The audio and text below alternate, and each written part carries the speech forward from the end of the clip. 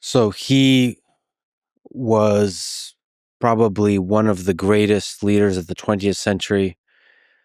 You are one of the greatest leaders of the 21st century. Those two centuries are very different. And you have been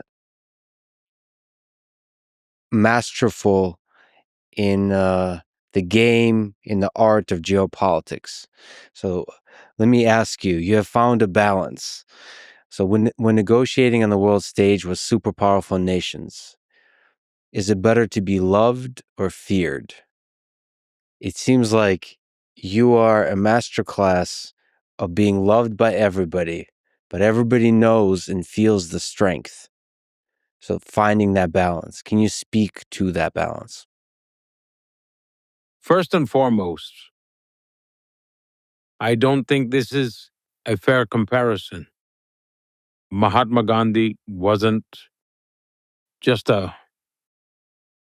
20th century leader. His relevance transcends centuries.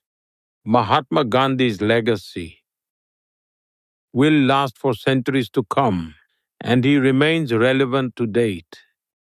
As far as I am concerned, I have a responsibility to fulfill. Yet, the weight of that responsibility pales in comparison to my country. I am nowhere near as great as my country, and my strength lies not in my name, but in the backing of 1.4 billion Indians and thousands of years of timeless culture and heritage. So wherever I go, I carry with me the essence of thousands of years of Vedic tradition, the timeless teachings of Swami Vivekananda, and the blessings, dreams, and aspirations of 1.4 billion Indians. When I shake hands with a world leader, it's not Modi, but 1.4 billion Indians doing so. So this isn't my strength at all. It is rather the strength of India. You see, I recall something that happened all the way back in 2013. It was when my party declared I would be their prime ministerial candidate.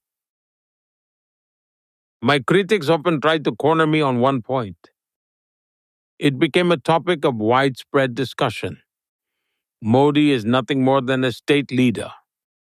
What does he know of foreign policy? Does he even understand global geopolitics? This was on everyone's lips. And I was asked this question in every interview. I gave a very well thought out answer at the time.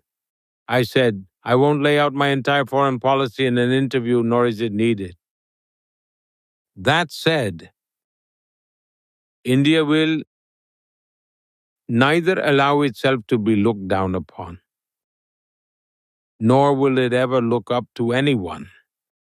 India will now see eye to eye with her counterparts. This was my belief in 2013, and it still lies at the heart of my foreign policy. For me, the country always comes first.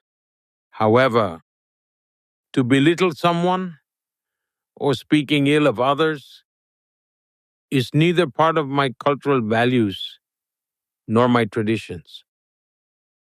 Moreover, our culture upholds and advocates for the welfare of mankind. India has always championed the ideas of global peace and brotherhood. For centuries, we have envisioned the world as one big family. Our noble ancestors envisaged the welfare of the whole world and universe. And that's why you must have noticed the nature of our conversations, as well as the ideas that I have presented on the global stage, which are rooted in respect and positivity. For example, I spoke about the environment in one of my speeches. I proposed the concept of one sun, one world, one grid. During the COVID pandemic, I delivered a speech at the G20 summit. I put forth the vision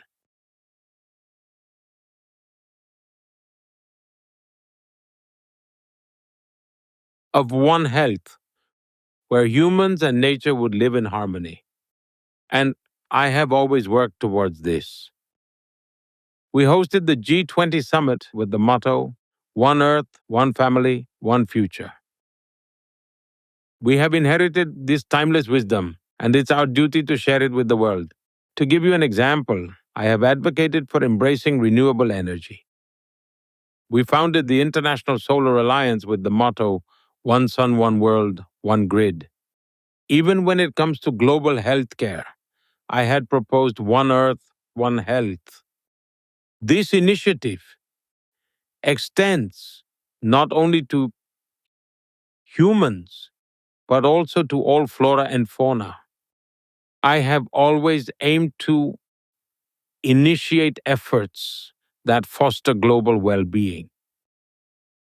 And the global community needs to join hands to accomplish that.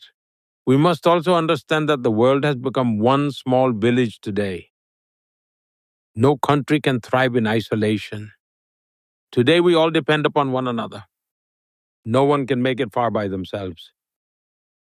That is why you must learn to synchronize with everyone, and everyone else must learn to synchronize with you. That's the only way to propel this initiative forward. Organizations like the United Nations came into being after the First World War, but they failed to evolve with the times. And this inability to adapt has sparked a global debate on their relevance.